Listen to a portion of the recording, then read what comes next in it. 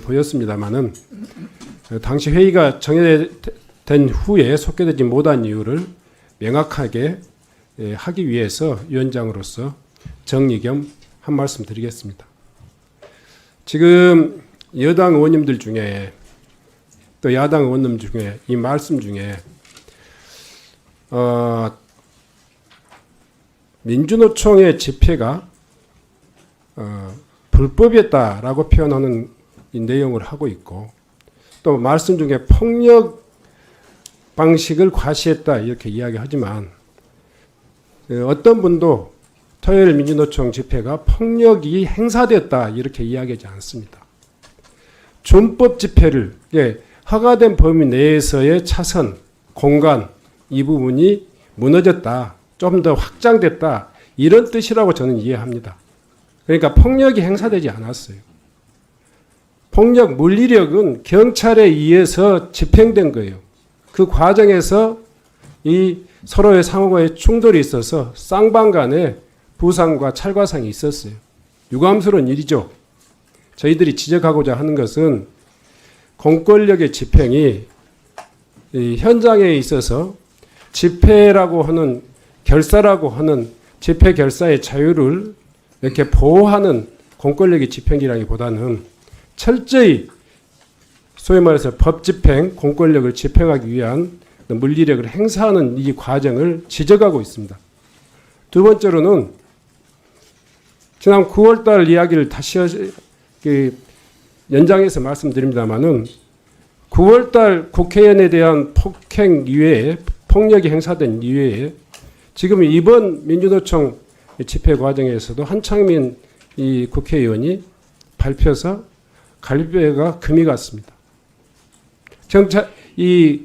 그런 진단이 나왔어요.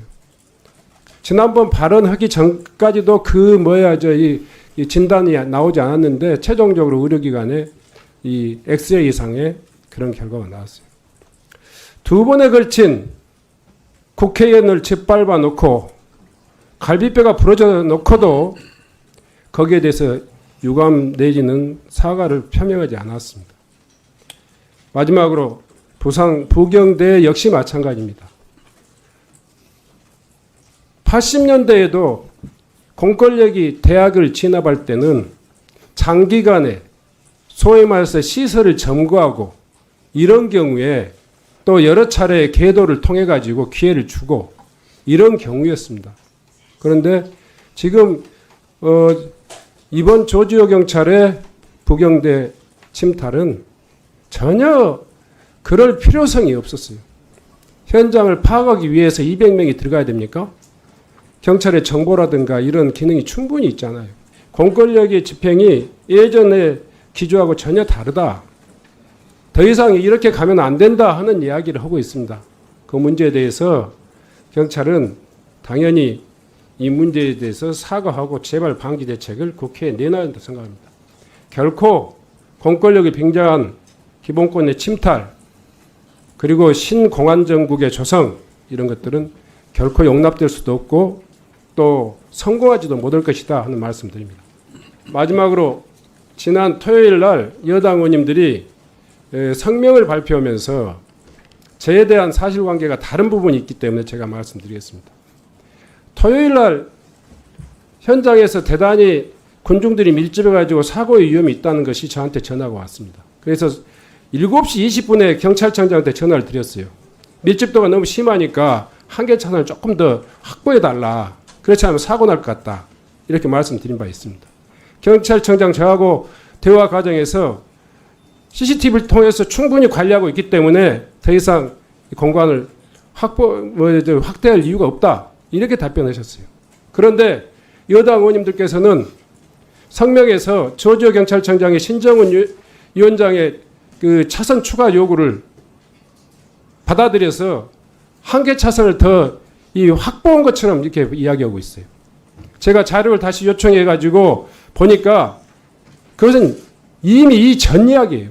저는 7시 20분에 경찰청장과 대화했고 경찰청장은 더 이상 공간 확대를 허용하지 않겠다 이런 이야기를 했고 그 이후에 어떤 조치도 달라진 것이 없어요.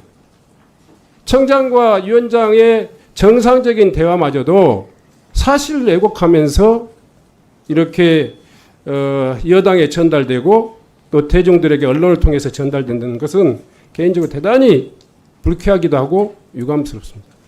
경찰청장의 사과를 요구합니다.